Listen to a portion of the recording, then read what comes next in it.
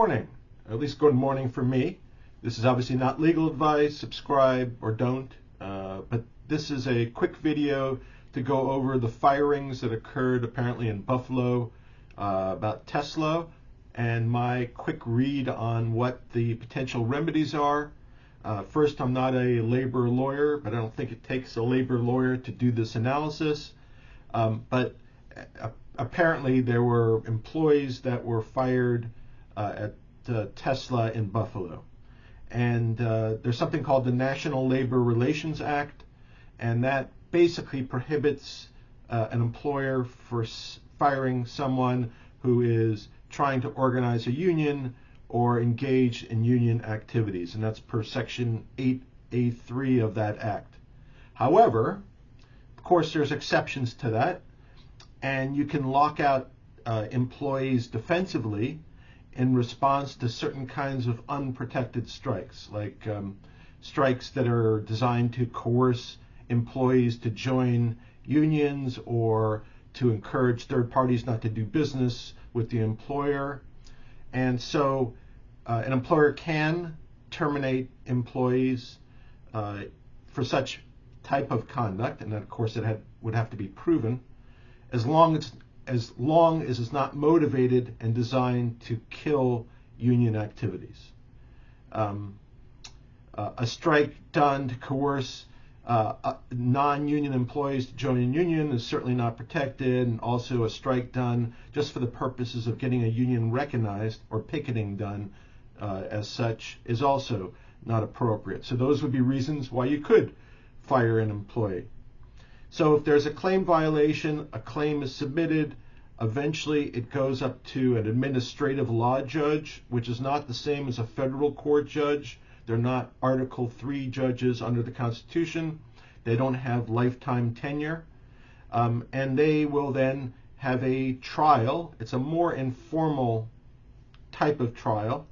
And the only real remedies that an administrative law judge can provide if they find an actual violation, and there's no exception, is reinstatement of the employee, of the fired employee, or back pay. That's it. Under some circumstances, I believe they can also award legal fees, but in terms of damages, they can't. And in some union contracts, in addition to that, there's waivers of collective bargaining rights and also of the right to seek class action relief. So that's also a big issue. So in essence, Tesla fired these employees, even if it was done not per the National Labor Relations Act. The real remedies are just reinstatement or back pay, which I don't believe would be a significant or material event for Tesla. The only caveat to all this is maybe at some point in time this might be relevant, but in 2021 there was an act called the PRO Act, which stands for Protecting the Right to Organized Act, and this was a union-heavy favored act that was passed in the House in 2021 but failed in the Senate, and I don't see it passing soon. But the kind of some of the attributes of it that would impact Tesla or any employer would be that there would be a much stricter construction of whether somebody was an employer independent contractor, and it would be construed more so that independent contractors were actually employees, and then they would have certain rights and be entitled to certain benefits. There also was a section whereby there would be a requirement that a immediate injunction be issued after an employee was fired for reinstatement. 3, there would be no waiver of any class actions or collective rights. And D, and most importantly, they would actually impose civil penalties against the employers and also potentially against the principals, the owners of companies, per violation, $50,000 to up to $50,000 to $100,000.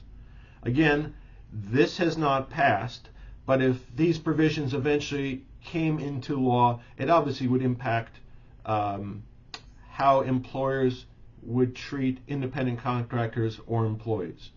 But as of now, it does not apply to the Tesla Buffalo situation, and as such, the only risk that Tesla faces, or seemingly faces, again, not legal advice, is reinstatement and back pay.